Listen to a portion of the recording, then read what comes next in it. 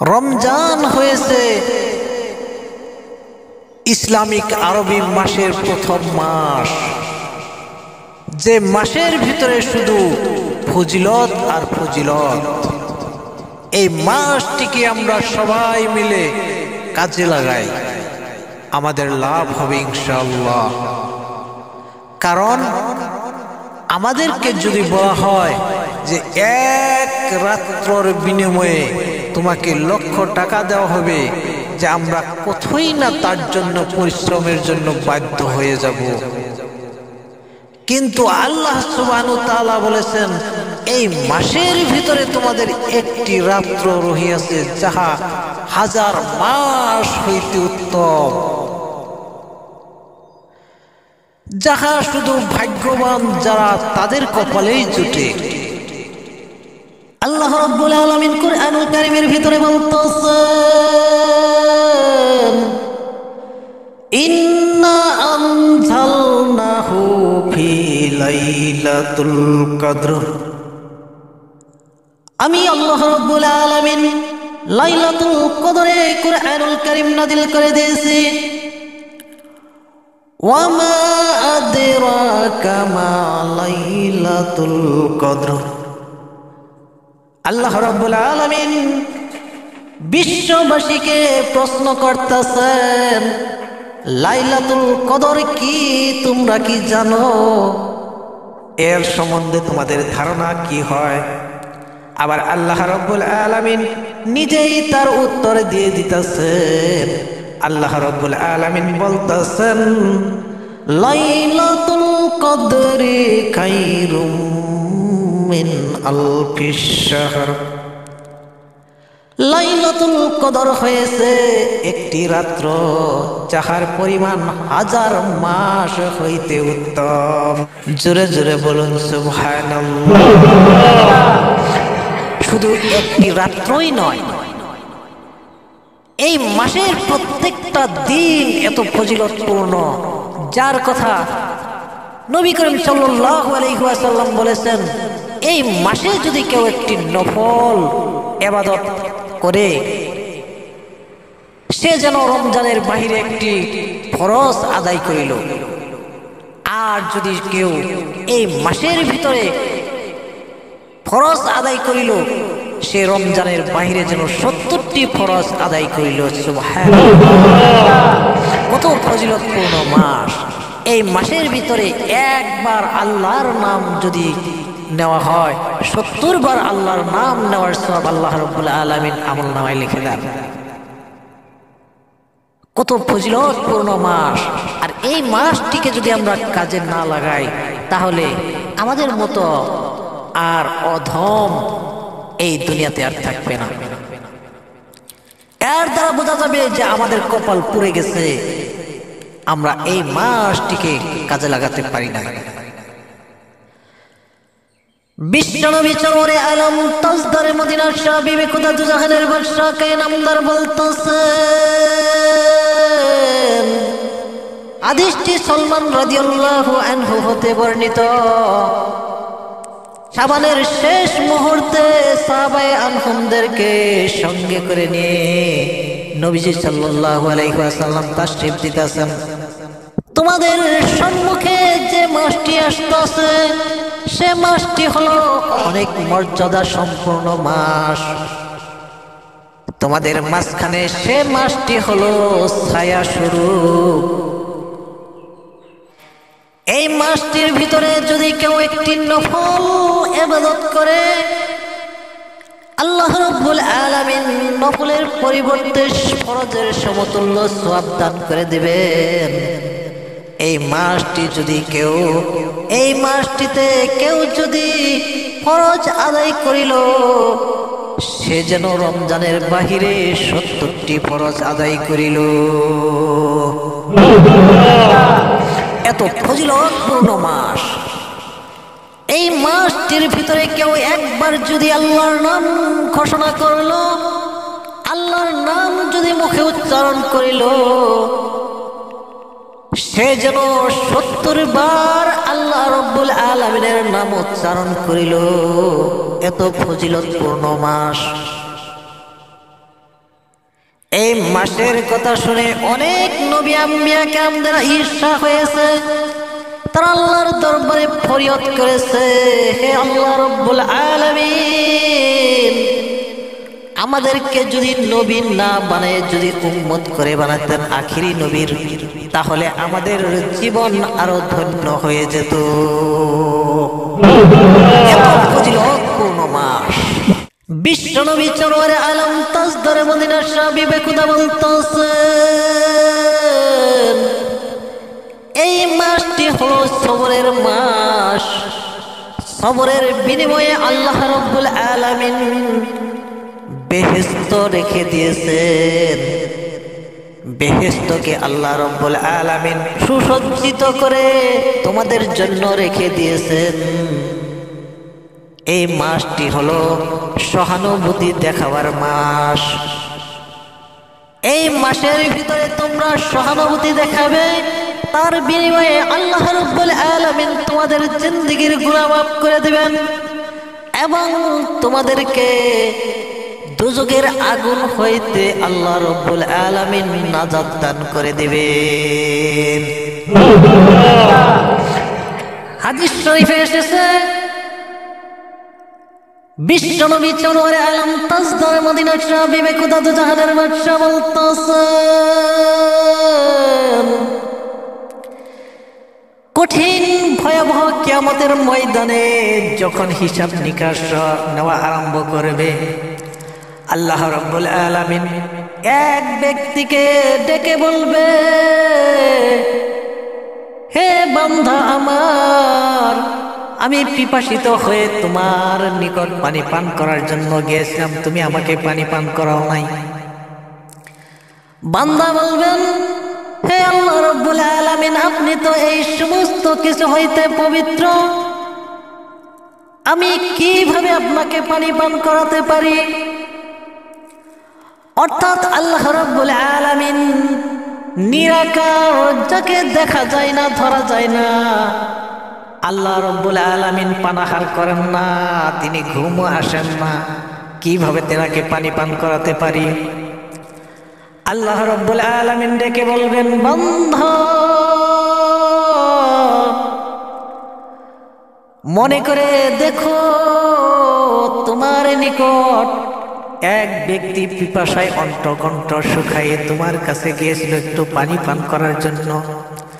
তুমি যদি সেই ব্যক্তিকে একটু পানি পান করাতে গো, আমি আল্লাহ রাব্বুল আলামিনকে পানি পান করানো হয়ে যেত। জোরে জোরে বলুন না সুবহানাল্লাহ। আল্লাহ রাব্বুল আলামিন আরো ডেকে বলবেন, হে বান্দা আমার বিমার হয়েছিল, বিমারি অবস্থায় আমি পরে ছটফট করেছি, তুমি আমাকে দেখতে যাও নাই। বান্দা বলবেন, হে আল্লাহ রাব্বুল আলামিন, আপনি তো সমস্ত ক্ষমতার উপরে ক্ষমতাবান, আপনি তো বিমার আজার হইতে পবিত্র, আপনার তো বিমার আজার হওয়ার কোনো কথা নয়, আর আপনি তো নিরাকার, কিভাবে আপনাকে দেখতে পারি? আল্লাহ রাব্বুল আলামিন ডেকে বলবে, হে আমার বান্দা, মনে করে দেখো তোমার বাড়ির নিকটবর্তী এক ব্যক্তি, আল্লাহওয়ালা ব্যক্তি, তিনার বিমার হয়েছিল, বিমারি অবস্থায় ছটফট করেছে, বিমারি অবস্থায় ছটফট করেছে। তুমি যদি তাকে দেখতে যেতে গো, স্বয়ং আমি আল্লাহ রাব্বুল আলামিনকে দেখা হয়ে যেত। জোরে জোরে বলুন না সুবহানাল্লাহ।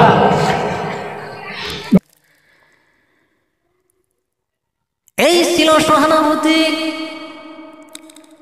মানুষকে সহানুভূতি করলে আল্লাহকে সহানুভূতি করা হয়ে যায়, মানুষকে খাওয়ালে আল্লাহ রাব্বুল আলামিনকে খাওয়ানো হয়ে যায়, মানুষকে সেবা করলে আল্লাহ রাব্বুল আলামিনের সেবা হয়ে যায়। তাই আমরা মানুষ হয়ে, শ্রেষ্ঠ মানুষ হয়ে আমরা সহানুভূতি দেখাবো। আর এই মাসটি হলো সব থেকে দামি মাস। আমি যদি একজন মানুষকে সহানুভূতি দেখাতে পারি গো, 70 জন মানুষকে সহানুভূতি দেখানো হয়ে যাবে। কত দামি মাস! এই মাসের ভিতরে সব থেকে ইবাদত আল্লাহ রাব্বুল আলামিনের কাছে কবুল হয়ে থাকে। বিশ্বনবী চররে আলম তাজদার মদিনা শাহ বিবেক দাদুহানের বাদশা কায়নামদার বলতেছেন,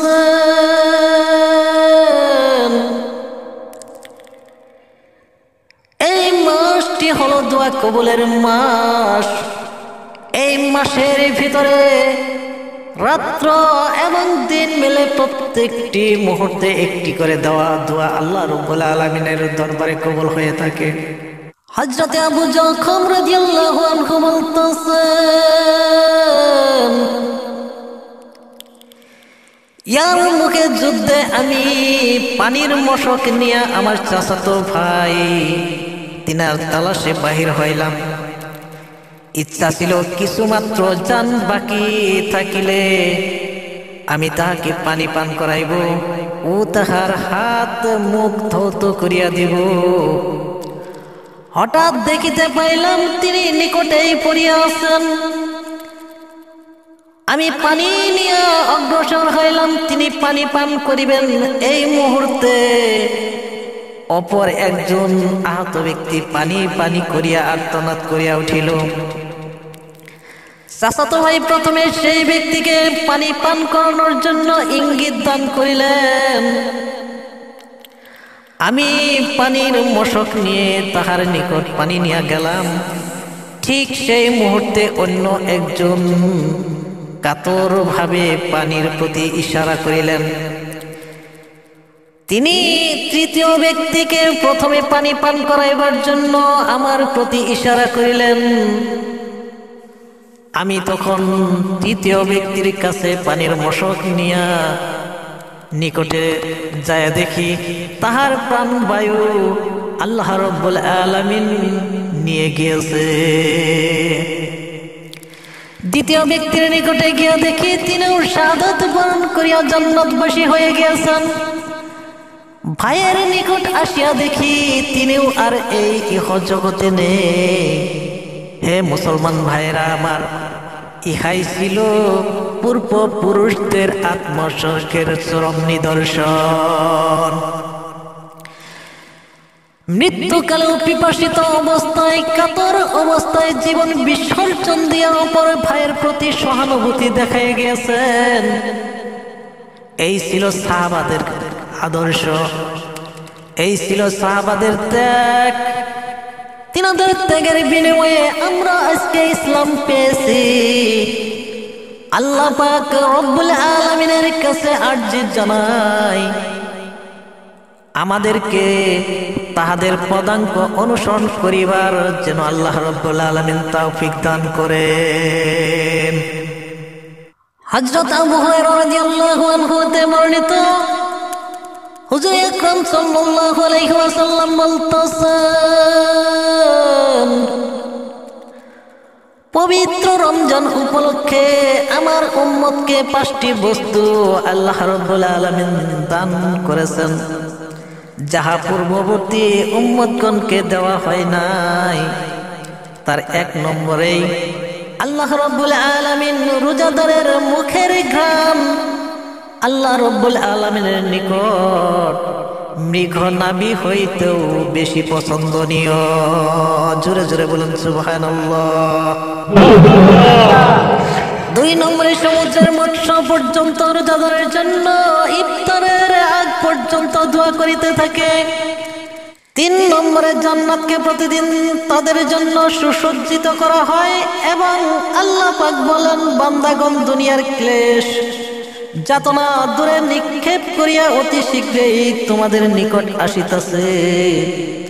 4 নম্বরে রমজান মাসে দুর্বৃত্ত শয়তানকে শৃঙ্খলাবদ্ধ করে রাখা হয়, যার দারুণ সে শৈশব পাপ করিতে পারে না যাহা অন্য মাসে করেছে।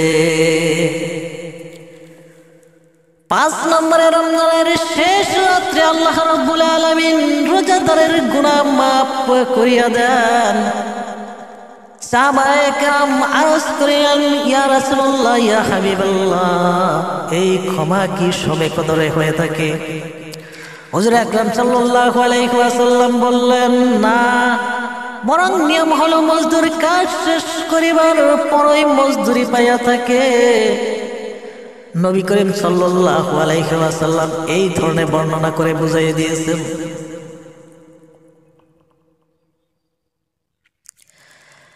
বিশ্বনবী চলে আলম 5 ধরে মদিনার চাবি খুদা দুজাহানের বাদশাকে নামদার বলতেছেন, এই মাসের ভিতরে তোমরা 4টি কাজ বেশি বেশি করিয়া করিবে। 1 নম্বরে তোমরা কালিমা তাইয়্যিবা লা ইলাহা ইল্লাল্লাহর জিকির সব থেকে বেশি বেশি করিয়া করিবে। 2 নম্বরে তোমরা আস্তাগফারের জিকির তোমরা বেশি বেশি করিয়া করিবে। 3 নম্বরে জাহান্নামের ভয়াবহ আযাব হইতে, অগ্নি হইতে আল্লাহ রাব্বুল আলামিনের কাছে বেশি বেশি করিয়া ক্রন্দন করিবে। এবং 4 নম্বরে জান্নাতের জন্য আল্লাহ রাব্বুল আলামিনের কাছে দোয়া চাইবে। আল্লাহ রাব্বুল আলামিন যেন সবাইকে জান্নাত নসিব করেন।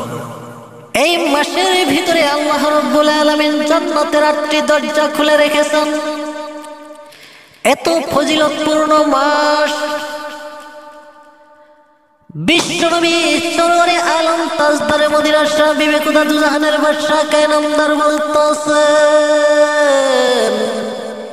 এই মাসের ভিতরে এমন একটি রাত্র রহিয়াছে যে রাত্রটি হয়েছে শবে কদরের রাত্র, যাহার মর্যাদা 1000 মাস হইতে উত্তম।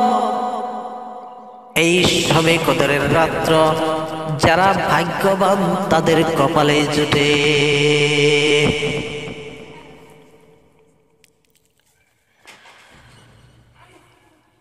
এত দামি একটি রাত্র মাত্র, যারা ভাগ্যবান তারা সে রাত্রটি তালাশ করে ঘুরে এবং তাদের কপালে জুটে যায়।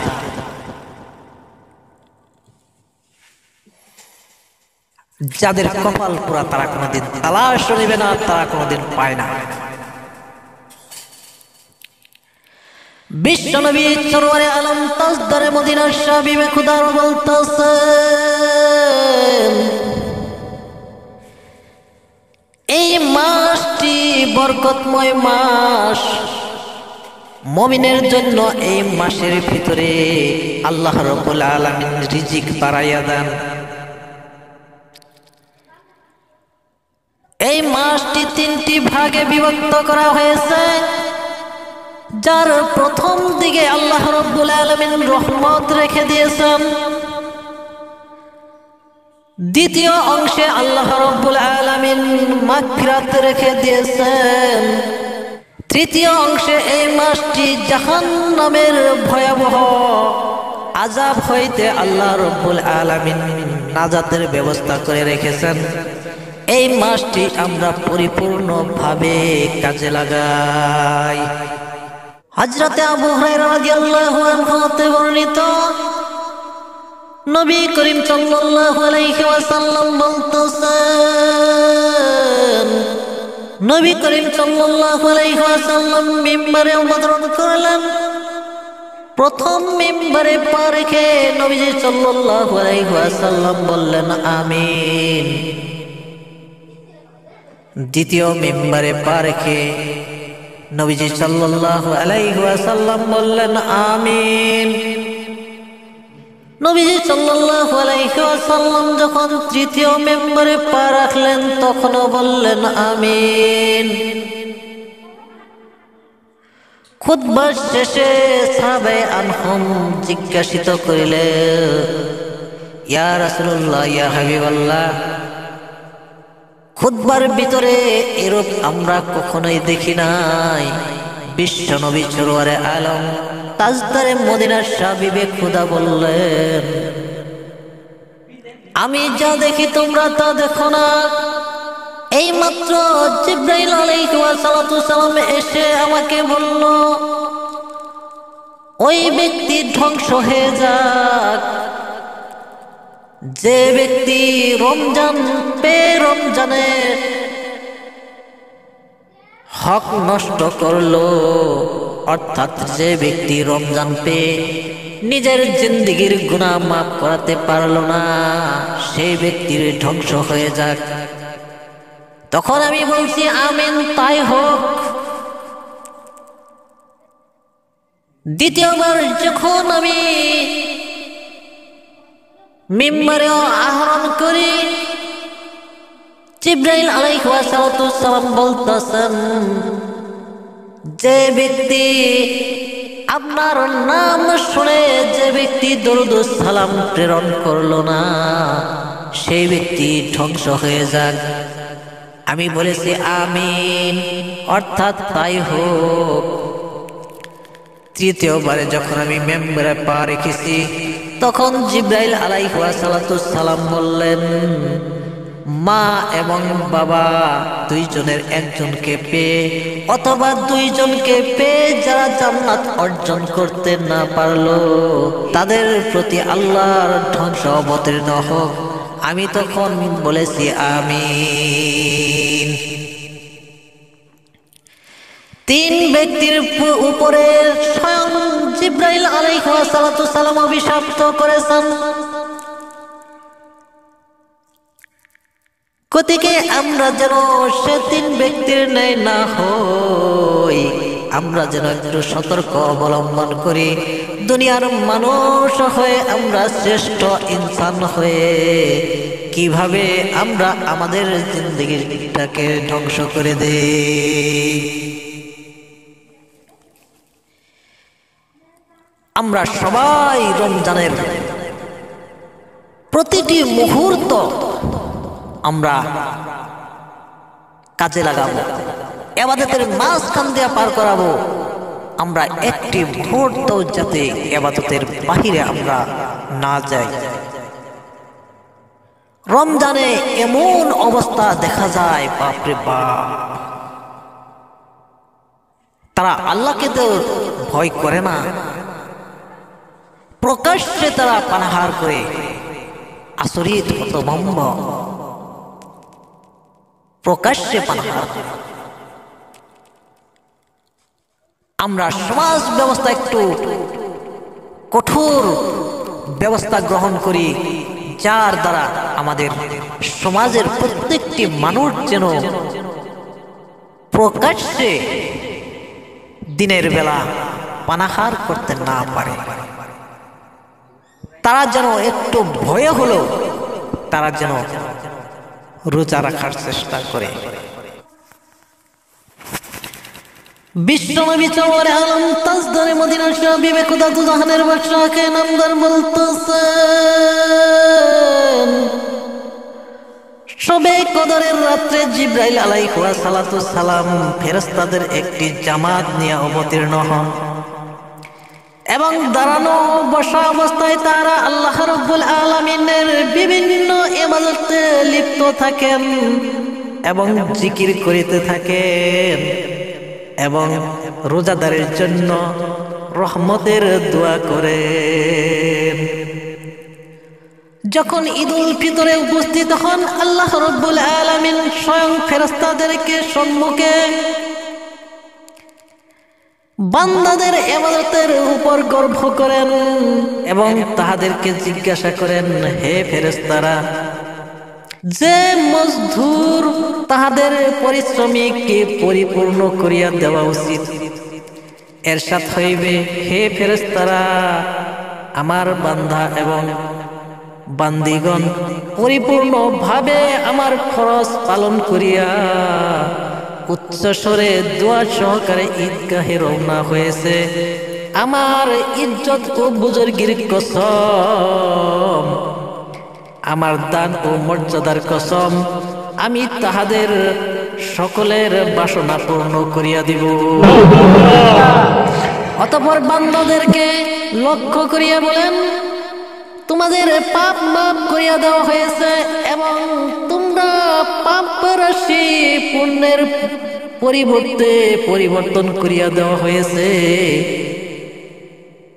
অর্থাৎ সমস্ত পাপকে পুণ্যের পরিণত করে দেওয়া হয়েছে। তাই বান্দাগণ ঈদগাহ হইতে নিষ্পাপ হয়ে প্রত্যাবর্তন করিবে। হযরত জিবরাইল আলাইহিস সালাম ফেরেশতাদের সাথে শুভাগমন করিবেন।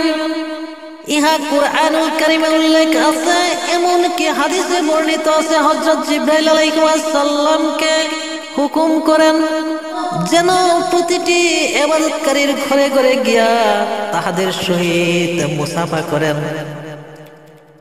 হযরত আব্দুল কাদের জিলানী রহমাতুল্লাহ আলাইহি আব্দুল্লাহ বিন আব্বাস রাদিয়াল্লাহু আনহুর হাদিসের বর্ণনা করেন যে জিবরাইল আলাইহিস সালাম আল্লাহ রাব্বুল আলামিনের কথা মতো সমস্ত ফেরেশতাগণ কয়েকটা ভাগে বিভক্ত হয়ে যান এবং প্রত্যেক ঘরে ঘরে গিয়ে মুসাফা করে। হযরত আবু হুরায়রা রাদিয়াল্লাহু আনহু হতে বর্ণিত আছে, হুজুর আকরাম সাল্লাল্লাহু আলাইহি ওয়াসাল্লাম ইরশাদ করতেছেন, তিন ব্যক্তির দোয়া আল্লাহ রাব্বুল আলামিনের কাছে বৃথা হয়ে যায় না। এক নম্বরে ইফতারের সময় যদি রোজাদারের দোয়া করে গো, সেই দোয়া আল্লাহ রাব্বুল আলামিন সরাসরি কবুল করিয়া লয়। দুই নম্বরে ন্যায় বিচারককে বর্ষার দোয়া এবং তিন নম্বরে মজলুমের দোয়া বা দোস্তের দোয়া। এই তিন ব্যক্তির দোয়া আল্লাহ রাব্বুল আলামিন সরাসরি কবুল করিয়া লয়। আল্লাহ পাক তাহাদের দোয়া মেঘের উপর উঠাইলেন, আসমানের সকল দরওয়াজা তাহার জন্য খুলিয়া দেয় এবং বলা হয়, আমি নিশ্চয় তোমাকে সাহায্য করিব, তবে প্রয়োজনে তা বিলম্ব হতে পারে। আম্মা জান হযরত আয়েশা রাদিয়াল্লাহু আনহা বলতেছেন, রমজান আসিলে হুজুর আকরাম সাল্লাল্লাহু আলাইহি ওয়াসাল্লামের চেহারা মোবারকের রং বিবর্ণ হয়ে যাইত। নামাজ বেশি বেশি করিয়া পড়িতেন, অপূর্ব বিনয় ও নম্রতার সহিত প্রার্থনা করিতেন। আল্লাহর ভয় ও ভীতি বর্ধিত হয়ে যাইত। অন্য রিওয়ায়াতে আছে, আম্মা জান আয়েশা রাদিয়াল্লাহু আনহা বলতেছেন, রমজানে হুজুর সাল্লাল্লাহু আলাইহি ওয়াসাল্লাম শস্য গ্রহণ করিতেন না। অন্য হাদিসে আছে হুজুর সাল্লাল্লাহু আলাইহি ওয়াসাল্লাম বলেন, তোমরা স্ব ইবাদত ত্যাগ করিয়া রোজাদারের দোয়ার প্রতি আমিন আমিন বলিতে থাকো, রমজানের দোয়া আল্লাহ রাব্বুল আলামিন কবুল করিয়া থাকে। অনেক হাদিসে প্রমাণিত আছে রমজানের দোয়া আল্লাহ রাব্বুল আলামিনের কাছে কবুল হয়ে থাকে। একটি হাদিস শরীফে বর্ণিত আছে, আল্লাহ পাক কিয়ামতের দিন বান্দাকে ডাকে বলিবেন, হে বান্দাগণ, আমি তোমাদেরকে দোয়া করিবার হুকুম দিয়েছি, তোমরা কি দোয়া করিয়াছো? বান্দা বলিবেন, জি হ্যাঁ। আল্লাহ পাক বলিবেন, তুমি এমন দোয়া করো নাই যাহা আমি কবুল করি নাই। অর্থাৎ আমি আল্লাহ রাব্বুল আলামিন তোমার সমস্ত দোয়া কবুল করিয়া নিয়েছি। তুমি অমুক দোয়া করিয়াছিলে, তাহা ফলাফল কিছু পাও নাই কি? তাহা আজকে নিয়ে যাও। উহা বিনয়ের কিছু আমি তোমার জন্য কিছু দুনিয়াতে এবং কিছু আখিরাতে দিয়েছি। বান্দার সমস্ত ফলাফল দেখে তখন আফসোস করিবে, হায় হায় হায়, আমার সকল দোয়া যদি আখিরাতের জন্য কবুল হয়ে যেত, তাহলে তো আমি ধন্য হয়ে যেতাম। রমজান মাসটি হয়েছে ফজিলতের মাস, মূল কথা হয়েছে রমজান মাসটাই ফজিলতের মাস। এই মাসে যা কিছু করা হবে তাই আল্লাহর দরবারে কবুল হয়ে যাবে। কেবল আমরা খাস নিয়তে করার দরকার। আমরা যা কিছু করি আল্লাহ সন্তুষ্টির জন্য করব। হাদিস শরীফে এসেছে ইন্নামা আমাল বিন্নিয়াত, আল্লাহ রাব্বুল আলামিন নিয়তের উপরেই ফয়সালা করবেন। গতিকে আমাদের নিয়ত যেন সহি হয়, আমরা সহি নিয়তে আমরা রোজা রাখবো ইনশাআল্লাহ। সবাই আমরা রোজা রাখবো, আর রোজার মাসটি সবাই কাজে লাগাই দেবে। সব সময় আল্লাহর ইবাদতে আমরা মগ্ন হয়ে থাকবো ইনশাআল্লাহ।